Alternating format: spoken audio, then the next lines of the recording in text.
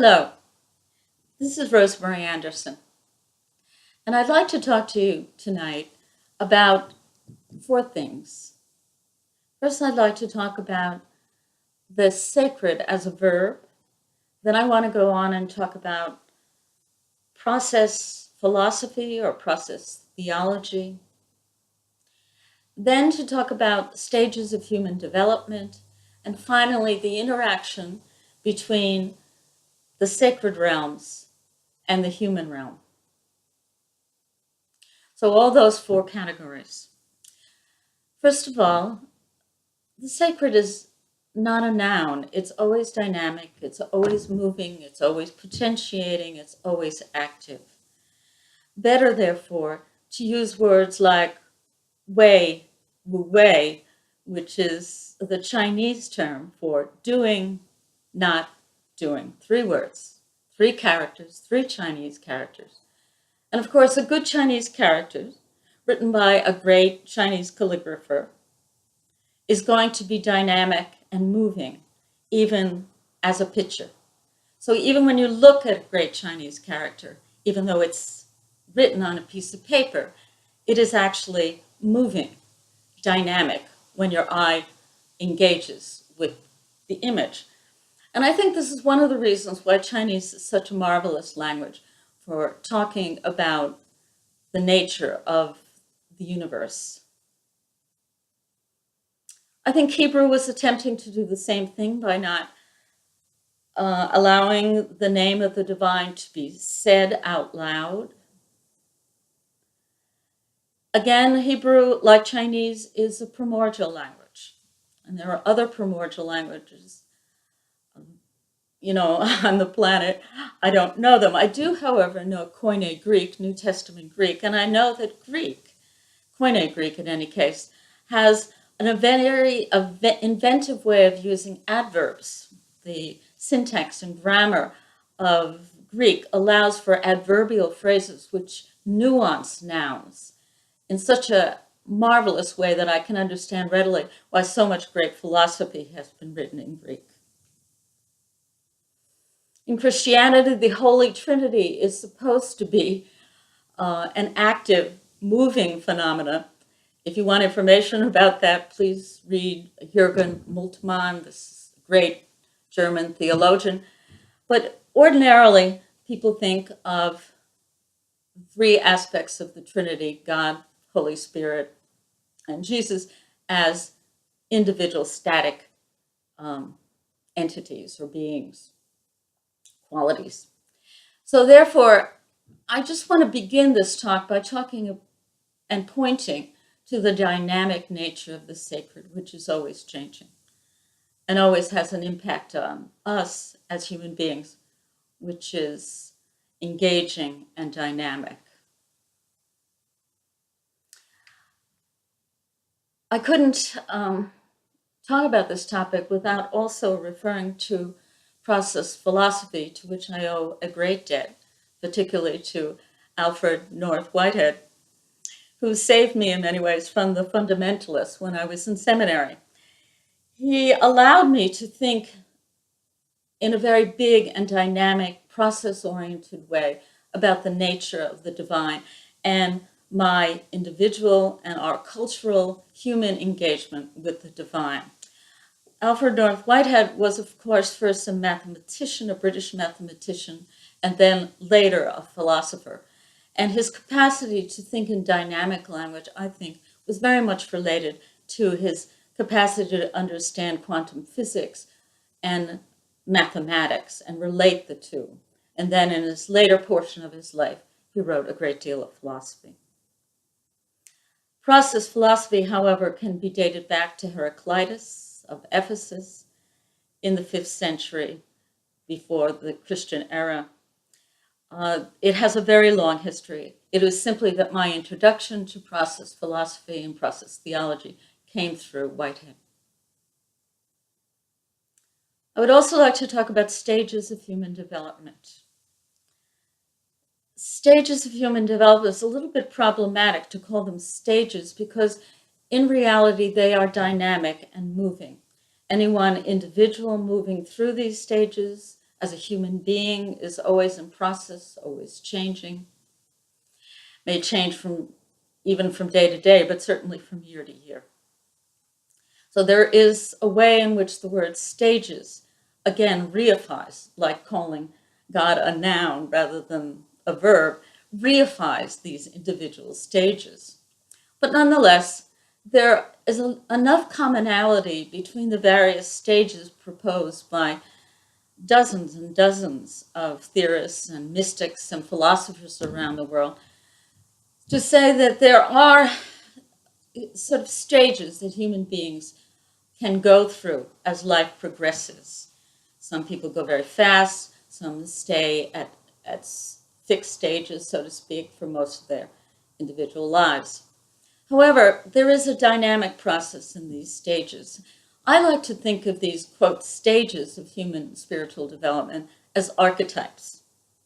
In the subtle realm, to use Ken Wilber's language, or to use Jorge Frere's language, enacted events that are very common across human experience worldwide.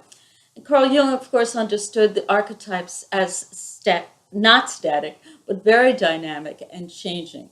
Most well-known archetype probably is the mother archetype. The enacted events or participation in human beings and vis-a-vis the mother and the child has universal qualities to it because there are universal components. And we as individuals can interact with that archetype, and we also change that archetype as human history progresses and goes on. So archetypes were not to be understood as fixed, unchangeable. They are dynamic. And this is the way I think about stages of human development as well, that they are rather like archetypes.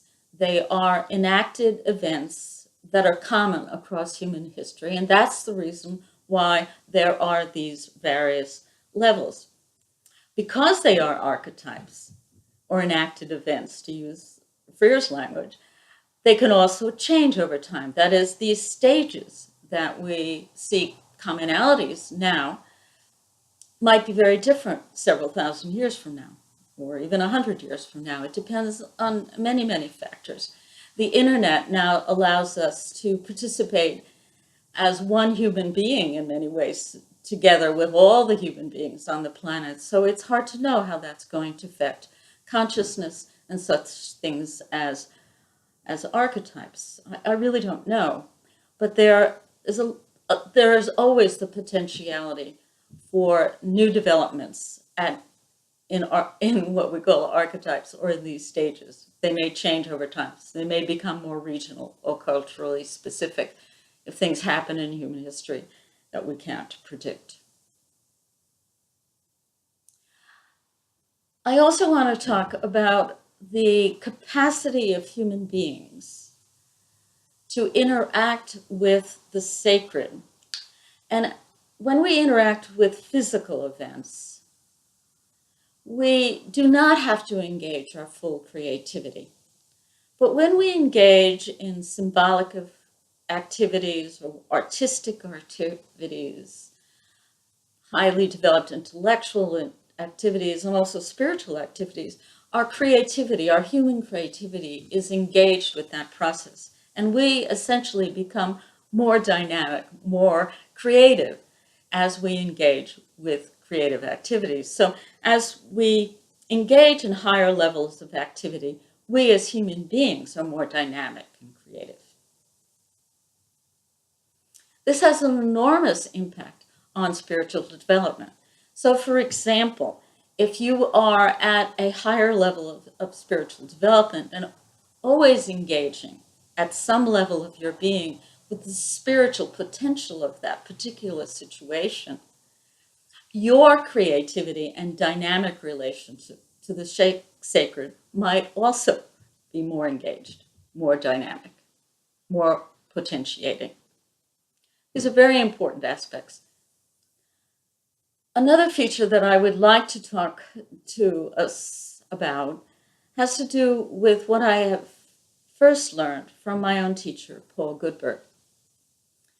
some years he introduced me to the fact that higher realms, or what he calls upper realms of the sacred, are more dynamic and more potentiating than what he calls lower realms of the sacred. The sacred is always dynamic and potentiating and alive, but the upper realms more so. Therefore, as human beings, when we more creatively interact with higher realms of consciousness or awareness or the sacred, we are also interacting with a more active and dynamic sacred. If you want to think about this in mathematical terms, which appeals to me, I'm a statistician, you could think about the human creative as getting higher and higher and more dynamic with spiritual developments, and then interacting with a sacred that is more and more dynamic on the other side. So you have then kind of a multiplicative function, an exponential series of functions as one develops spiritually, more and more exponentially dynamic and creative, engaging with the sacred. I also want to talk very briefly about whether the engagement with the sacred is one way or two way. Of course, I don't frankly know, but I want to talk about my own sense of it nonetheless. This is a topic that has been addressed by Whitehead, for example, among other process theologians and philosophers. Is the ultimate, the sacred ultimate, whatever that reality might be, that dynamic potentiating reality,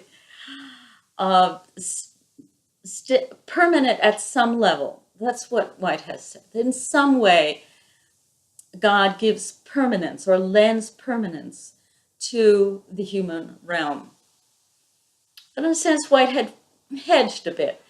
I personally think that the ultimate sacred, the highest realm of the sacred, is very, very potentiating. And it is very dynamic. And in a sense, reaching out to the human on its own terms,